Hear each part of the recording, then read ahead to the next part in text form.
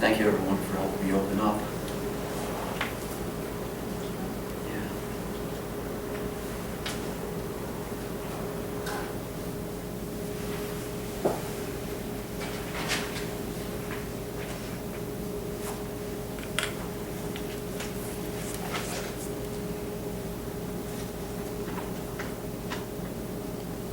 The intention of the weekend is to experience the self that we've forgotten at times. As we become more in tune with that self, we can live from it more frequently. I was just telling a friend last night, my first 5, 6, 7 years of this process were full of moments of joy and light, but also there's that dark side, the undoing process, emotions, flatness. Anyone feel like flat sometimes with the awakening, like it just kind of bottoms out, you just can't get that charge again? You know, your practices, maybe you were doing a practice in the course, or maybe you're doing some practice in the one of John's books, or the Bhagavad Gita, or you're doing something, and all of a sudden it just got empty, or a prayer got empty, and you're not feeling it in your heart anymore. It's like, well, God, where's that light at? And there's really not, it doesn't seem like there's much you can do about it. No. And that's what we talk about as the undoing process, is that you just allow those spaces to be the dark night of the soul. And if I'm fighting against them, or I'm reacting to them, or I'm complaining about them, then it's just going to get longer.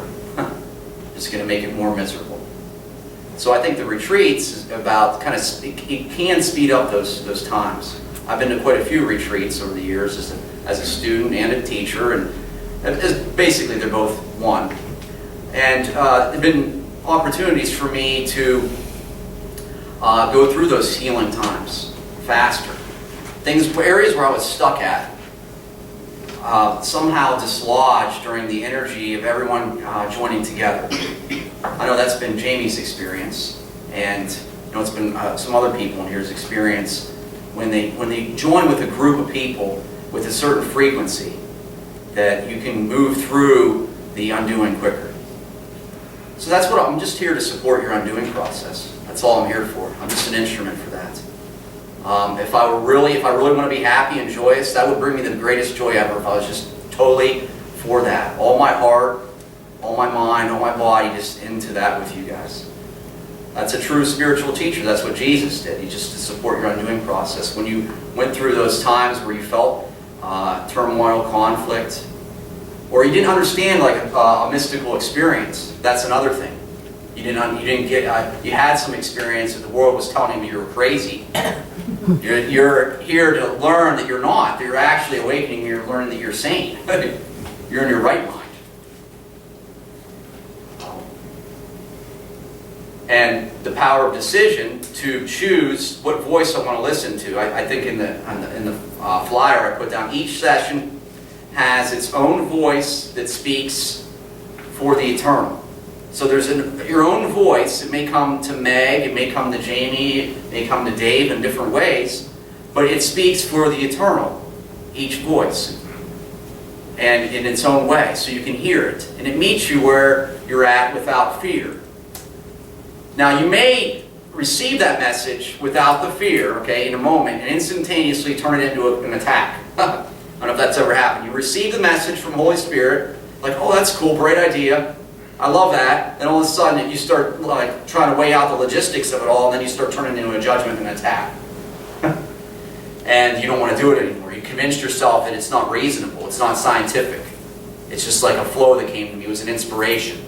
And it doesn't make sense. Sandy and I were talking about that in a car ride. Like when you feel that light come to you, and you just kind of got to step into it. But you're not really told what it's going to be like. You just got to do it. And then you have a substitute for it. And then once you have that experience, the experience of eternity, and you know that it's there, then when you're going through the undoing, you know that there's an alternative. So actually, the undoing process sometimes gets, it seems like it gets more intense. There's more suffering because you're just more aware of things. That's what's going on. You have more of awareness of stuff. And so people come to me often after they come to course groups and meetings, or they meet with a healer on a regular basis and say, oh man, I was feeling great for a while, but now I just feel terrible. Well, all that stuff that was empty that we're talking about, or just a little bit ago, is being shown for what it really is. It's meaningless. So you don't want that. That was your prayer. You asked God to help you, and that was the answer you got.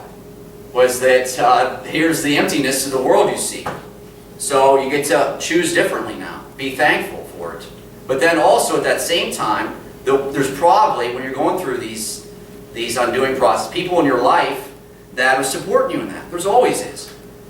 I guarantee if you've really doing some self-inquiry, when you've gone through that, if you look out, there's always people available to help you in that process. It's only the ego that makes up complaints, excuses, miserable stories about how there was no one around and I'm a victim. And there wasn't, or I didn't seem to have access to spirit. My life was so busy at that time, I couldn't go within. I forgot about my practices, I forgot to pray, and the victim identity comes back in. It's that I'm responsible for my own experience. That's the only way to undo it. No one else can do it for you. Only I can choose for peace.